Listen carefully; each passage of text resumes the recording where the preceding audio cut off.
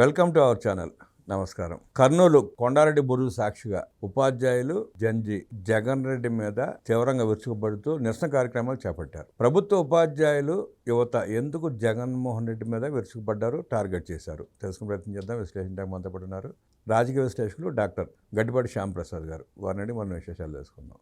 నమస్తే సార్. నమస్తే అండి. కొండారెడ్డి బురుజు సాక్షిగా ఇవాళ కర్నూలు దద్దరిల్లిపోయింది. ఉపాధ్యాయులు, డిఎస్సి రాసిన అభ్యర్థులు, యువత జగన్మోహన్ రెడ్డిని, వైఎస్ఆర్ కాంగ్రెస్ పార్టీని దూషిస్తూ నిరసన తెలిపారు, ఘాటుగా స్పందించారు. ఎందుకు అంత తీవ్రంగా స్పందించాల్సి వస్తుందంటారు? ఎట్లా చూస్తారు? యాక్చువల్గా మెగా డిఎస్సి కండక్ట్ చేశారు కూటమి ప్రభుత్వం రాగానే. వాళ్ళు కూటమి ప్రభుత్వం వాగ్దానాలు చేసిన దాంట్లో ముఖ్యమైన వాగ్దానం అది. ఆ వాగ్దానాల్లో కూడా ఫస్ట్ సంతకం ముఖ్యమంత్రి గారు దాని మీదే పెట్టారు, డిఎస్సి గురించి. దానికి మెగా డిఎస్సి ఇంతమంది టీచర్ పోస్టులు ఆంధ్రప్రదేశ్ చరిత్రలో ఎప్పుడూ అడ్వర్టైజ్ చేయలే. 16,300 పోస్టులకి అడ్వర్టైజ్ చేశారు బ్రహ్మాండంగా. అంతకుముందు చాలా కేసులు అడ్డం పడ్డారు డిఎస్సి జరగకుండా.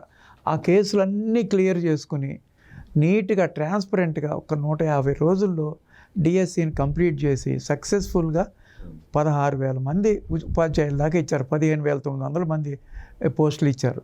3,30,000 మంది అటెండ్ అయ్యారు ఎగ్జామ్కి. ఇది హైలీ ట్రాన్స్పరెంట్గా జరిగింది. కంప్యూటర్ జనరేటెడ్ టీసీఎస్ చేసిన సాఫ్ట్వేర్ అనమాట.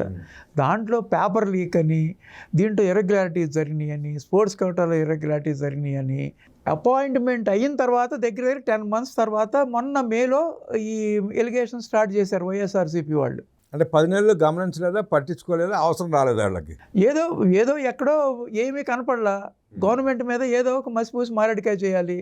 లోకేష్ ఏమో దినదినాభివృద్ధి చెందుతున్నాడు. చాలా స్థాయి పెరిగిపోయింది. లోకేష్ నాయకుడిగా బాగా పెరిగిపోయాడు. ఆ పెరిగిపోయింది చూడలేక, ఓర్వలేక మంచి పేరు వచ్చింది డిఎస్సితో కూటమి ప్రభుత్వానికి. 16,000 మంది ఉపాధ్యాయులు అంటే 16,000 మంది కుటుంబాలు కాపాడినట్టే. 16,000 పేద కుటుంబాలు ఎన్నో సంవత్సరాల నుంచి వాళ్ళు వెయిట్ చేస్తున్నారు డిఎస్సి గురించి. 3,30,000 మందిలో 16,000 మందిని సెలెక్ట్ చేయటం అంటే అది సామాన్యమైన విషయం కాదు. ఎంతో కష్టపడి అన్ని సంవత్సరాలు వాళ్ళు కఠోర శ్రమతో వచ్చి మెరిట్ బేస్డ్గా వాళ్ళు సెలెక్ట్ అయ్యారు. వాళ్ళని వీళ్ళు వచ్చి ఇది అన్యాయం, అక్రమంగా లోకేష్ అన్యాయం చేశాడు అని చెప్పి, లోకేష్ డబ్బులు తినేశాడు, ఇర్రెగ్యులర్గా ఇచ్చాడు అని మిస్లీడ్ చేశారు పబ్లిక్ని. ఇప్పుడు ఆ రకంగా ఆరోపణలు చేసినప్పుడు ఒక్క అభ్యర్థన వచ్చి మేము డబ్బులు ఇచ్చామని చెప్పి కూర్చొని నిరూపించాలిగా. ఎవ్వరు రాకపోగా కొంతమంది గ్రీవియన్సెస్ ఉన్నాయి. మాకు మెరిట్ ఉందండి, నాకు గోల్డ్ మెడల్ ఉందండి, పలానా స్పోర్ట్స్లో నాకు ఎందుకు రాలేదని వాళ్ళు గ్రీవియన్స్ వచ్చింది. ఆ గ్రీవియన్స్ దగ్గర 80-90 గ్రీవియన్సెస్ని కూడా చక్కగా క్లియర్గా చెప్పారు. మీకు ఇందుకు రాలేదు, వాళ్ళకి ఇందుకు ఇవ్వాల్సి వచ్చింది, ఇది హారిజాంటల్ రిజర్వేషన్స్ ఉన్నాయి, హారిజాంటల్ సిస్టంలో ఇలా ఇవ్వాల్సి వచ్చింది. ఎంత క్లియర్గా చక్కగా అరటికాయ ఒలిసి నోట్లో పెట్టినట్టుగా ప్రతి ఒక్క కేసుని ఎక్స్ప్లెయిన్ చేశారు. అంత క్లియర్గా చెప్పినా సరే ఇవాళ ఆంధ్రప్రదేశ్ మొత్తం వైఎస్ఆర్సీపీ పార్టీలో ఉన్న ముఖ్యమైన సానుభూతి పరులతో నిరసన దీక్షలు చేస్తున్నారు. దాంట్లో అసలు సానుభూతి పరులే. పార్టీ అంటే కరడుగట్టిన పార్టీ వాదులు అనమాట. ఎక్కడైనా మొన్న నేను చాలా నిరసన దీక్షలు టీవీల్లో చూస్తున్నాము. ఒక్క జన్జీ కానీ, ఒక్క డిఎస్సి అభ్యర్థులు కానీ 3,30,000 మంది ఉన్నారు. ఈ 16,000 మంది తీస్తే 3 లక్షల మంది పార్టిసిపేట్ చేయాలి. ఎక్కడో ఒకసాట వాళ్ళు ఎవ్వరూ పార్టిసిపేట్ చేయలే. కానీ 30 మంది పార్టిసిపేట్ చేయాలి. 3 లక్షల మందిలో చేయలే. అసలు డిఎస్సి అభ్యర్థులు ఎవ్వరికీ దీని మీద అసమ్మతి లేదండి. ఎందుకంటే వాళ్ళు రేపు అక్టోబర్లో డిఎస్సి అనౌన్స్ చేస్తున్నారు. మళ్ళీ మీకు ఎప్పుడైతే నారా లోకేష్ 2వ డిఎస్సి ప్రకటించారో అప్పటి నుంచి మొదలైంది ఈ కక్ష సాధింపు. అంటే ఈ డిఎస్సిని అడ్డం పెట్టుకుని ఆ డిఎస్సిలో ఉద్యోగాలు రాని అభ్యర్థులని రెచ్చగొడితే వాళ్ళంతా తమతో ర్యాలీ అవుతారన్న ఉద్దేశంతో మొదలుపెట్టారు. ఇదంతా ఒక్క అభ్యర్థి కూడా రాలా. సహనంగా 3 నెలల నుంచి పరీక్షించుకున్నారు. కష్టపడి సెలెక్ట్ అయిన ఉపాధ్యాయులు కూడా మే నుంచి జూన్, జూలై, ఆగస్టు ఈ 3 నెలల నుంచి వాళ్ళ సహనాన్ని పరీక్షించారు. వీళ్ళు సహనాన్ని పరీక్షించేశారు. ఎంతసేపు వాళ్ళ ఆత్మగౌరవాన్ని పోగొట్టుకుంటారు. మేమేదో డబ్బులు ఇచ్చి తెచ్చుకున్న ఉద్యోగం అన్నట్టుగా స్టూడెంట్స్ కూడా తేలిగ్గా చూస్తారు వాళ్ళని. వాళ్ళు ఎంత బ్రహ్మాండంగా లాస్ట్ సెప్టెంబర్లోనే వాళ్ళకి ఉద్యోగాలు ఇస్తే లాస్ట్ అక్టోబర్లో ఇచ్చినట్టు వాళ్ళు చక్కగా తీర్చిదిద్దారు పిల్లల్ని. స్టేట్ ర్యాంకర్స్ చేశారు. ఇవాళ స్కూల్స్లో గవర్నమెంట్ స్కూల్స్లో డిమాండ్ పెరిగి నో అడ్మిషన్స్ బోర్డు పెట్టారు.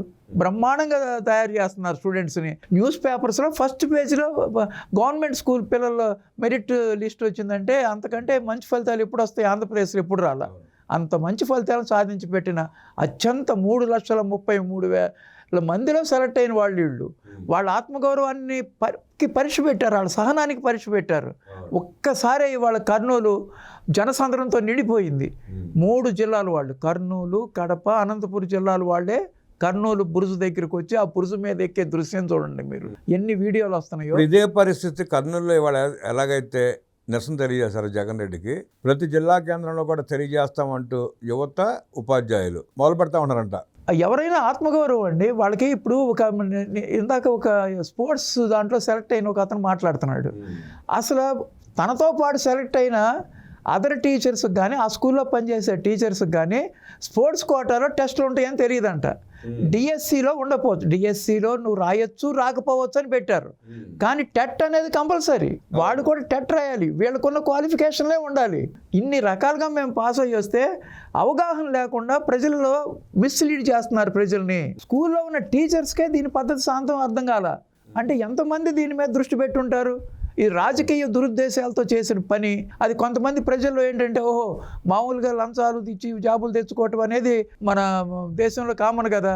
అందులో జగన్ రెడ్డి ప్రభుత్వంలో మామూలు అయిపోయినాయి అప్పుడు అన్ని. అది చూసి ఇక్కడ కూడా వీళ్ళు కూడా లోకేష్ కూడా ఏదన్నా చేశాడేమో అనే అనుమానం ప్రజల్లో క్రియేట్ చేయడానికి నిరసన దేశం క్రియేట్ చేసే ప్రక్రియలో భాగం ఇదంతా.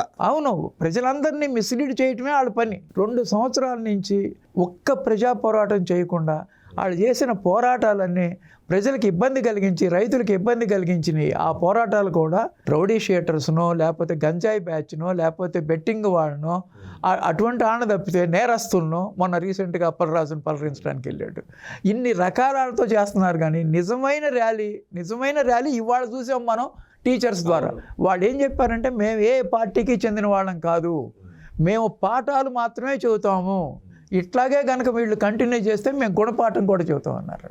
బ్రహ్మాండంగా చెప్పారు. మీకు పాఠాలు కాదు గుణపాఠం చెబుతాము మేము. అట్లా అని మేము ఒక రాజకీయ పార్టీకి చెందిన వాళ్ళం కాదు, భావి భారత పౌరుని తీర్చిదిద్దవలసిన వాళ్ళము. మాత పిత గురుదయం, మేము గురువులము. రాబోయే తరాలని తీర్చిదిద్దాలి, చక్కటి భారతీయులుగా, రియల్ సిటిజన్గా మేము తీర్చిదిద్దే ఉపాధ్యాయులము. మా మీద ఇలా మా మానసిక స్థైర్యాన్ని దెబ్బకొట్టి సమాజంలో మాకు అప్రతిష్ట పాలు చేసినటువంటి నిరసనలు మేము బాగా ఖండిస్తున్నాము. మా ఇంతమంది ఇక్కడ వచ్చి చూశారు, వాళ్ళే కాదు వాళ్ళ కుటుంబాలు వచ్చినాయి, జంజీవి వచ్చినాయి, యువత వచ్చింది. అసలు కర్నూలు పట్టణం చూస్తుంటే ఇవాళ ఇది సరైన సమాధానం వైఎస్ఆర్సీపీకి అనిపించింది అనమాట. నిన్న కూడా విజయవాడలో పర్మిషన్ తీసుకోకుండా విజయవాడ సెంట్రల్ నియోజకవర్గంలో గవర్నమెంట్ ప్రెస్ దగ్గర బస్ షెల్టర్ దగ్గర టెంట్ వేశారు. టెంట్ వేసి నానా దుర్భాషలు మాట్లాడుతుంటే ఆ లోకల్ ఎమ్మెల్యే బోండావమ్మ తట్టుకోలేక గంటన్నర మీకు టైం ఇస్తున్నాం, పోలీసులకు టైం ఇచ్చారు. ఏమని ఇచ్చారు? వాళ్ళని పర్మిషన్ తీసుకుని చేసుకోమనండి. ధర్నా చౌక్ ఉంది అలంకార ట్యాక్స్ దగ్గర, ధర్నా చౌక్ దగ్గర మీరు చేసుకోండి, మాకేం అభ్యంతరం లేదు, మీరు ఎన్ని రోజులు చేసుకున్నా చేసుకోండి. కానీ ఇట్లా పర్మిషన్ తీసుకోకుండా వచ్చి ప్రజలను ఇబ్బంది పెట్టేటట్టుగా చెయ్యొద్దు. అదీగాక మీరు దుర్భాషలు ఆడుతున్నారు. మీ ప్రాబ్లం ఏంటి, మీ ప్రాబ్లమ్స్ గురించి చెప్పండి. నారా లోకేష్ని, చంద్రబాబు నాయుడు గారిని దుర్భాషలు ఆడాల్సిన అవసరమే ఉంది. సభ్య సమాజం రెచ్చగొడితే పోలీసులు అరెస్ట్ చేస్తారు, దాని తద్వారా సానుభూతి వస్తుంది అన్న ఆలోచన. అన్ని రకాలుగా అన్ని చాట్ల అలాగే చేసి ప్రజల్లో ఒక విధమైన misleading, this is completely misleading public అనమాట. వాళ్ళు 2 సంవత్సరాలు అయిందండి వైఎస్ఆర్సీపీ గవర్నమెంట్ వచ్చి. గత 5 సంవత్సరాల్లో ఇదే విధంగా చేసుకుంటూ వచ్చి 11 సీట్లకు వచ్చారు 151 నుంచి. ఈ 2 సంవత్సరాలు కూడా వాళ్ళు ఎక్కడ మారల. ఆ 5 సంవత్సరాల్లో ఏమైతే చేశారో అదే కంటిన్యూ చేస్తున్నారు. ఏమైనా ప్రజా సమస్యల మీద పోరాడొచ్చు. ఈ రోడ్లు బాగోలేదండి, మీరు అమరావతి సరిగ్గా అభివృద్ధి చేయట్లేదండి, పోలవరం సరిగ్గా లేదండి, ఎప్పుడు పోలవరం తొందరగా పూర్తి చేస్తారు, ఎప్పుడు అమరావతి తొందరగా పూర్తి చేస్తారు, ప్రజల సొమ్ములు సరిగ్గా వాడుతున్నారా లేదా, ఉద్యోగస్తుల సమస్యలు చూస్తున్నారా లేదా, ఇలాంటి పోరాటాలు చేయాలి. ఆ పోరాటాలు చేయకుండా లేనిపోని ఎవరికన్నా ఈ గవర్నమెంట్కి, కూటమి ప్రభుత్వానికి బ్రహ్మాండమైన పేరు వస్తుంది డిఎస్సితో అని దాన్ని తట్టుకోలేక ఈర్ష్యతో అసూయతో ఈ ఉద్యమాన్ని స్టార్ట్ చేశారు. పెయిడ్ ఉద్యమాలకు నిరసనగా ఉపాధ్యాయులు ఉద్యమం చేశారు, వాళ్ళ నిరసన తెలియజేశారు. కర్నూలు గ్రాండ్ సక్సెస్, దాంట్లో అనుమానం లేదు. వాళ్ళకి సంఘీభావంగా హై స్కూల్ విద్యార్థులు మొత్తం మేము రోడ్డు మీదకి వస్తాం, మా ఉపాధ్యాయుల్ని కించపరిచేలా చేస్తే జగన్ రెడ్డిని తరిమి కొడతామని చెప్పి వాళ్ళు కూడా స్లోగన్స్ మొదలుపెట్టారు. అది కమింగ్ భారత పౌరులు వాళ్ళ టీచర్స్ అంటే వాళ్ళు ఎందుకు కోరుకుంటారు? వాళ్ళు కూడా వచ్చారంటే వీళ్ళు ఊరిని తుఫాన్లో కొట్టుకుపోయినట్టు కట్టుకుపోతారు వీళ్ళు. అలా ఎప్పుడూ చేయకూడదు. వాళ్ళు చంద్రబాబు నాయుడు గారు కూడా వాళ్ళ ప్రెస్ మీట్లో మాట్లాడారు ఇందాక చిట్ చాట్లో. ఏమని మాట్లాడారు? కర్నూలులో వచ్చిన వాళ్ళందరూ డిఎస్సిలో పార్టిసిపేట్ చేసిన అభ్యర్థులే, అందరూ ఉపాధ్యాయులే వచ్చారు. అదే మీరు చేసే నిరసన దీక్షల్లో ఉన్న వాళ్ళందరూ గంజాయి బ్యాచ్ మాత్రమే వచ్చింది అని సీఎం గారే స్వయంగా ఇవాళ స్టేట్మెంట్ ఇచ్చారు. అన్ని చోట్ల మీరు గంజాయి బ్యాచ్ని, రోడీ బ్యాచ్ని పెట్టుకున్నారు. ఆ దండలు వేసుకుని కూర్చున్న పద్ధతి, ఫోటోలు తీసుకున్న పద్ధతి చూస్తుంటే వాళ్ళు 1-6 గంట కూడా ఆ నిరసన దీక్షా శిబిరాల్లో లేరు. ఆ ఫోటోల కోసం కాసేపు తీసేసుకుని ఎవరి దారి వాళ్ళు వెళ్ళిపోతున్నారు. అది అసలు డిఎస్సి అంటే ఏంటో కూడా తెలియదు అసలు వాళ్ళకి.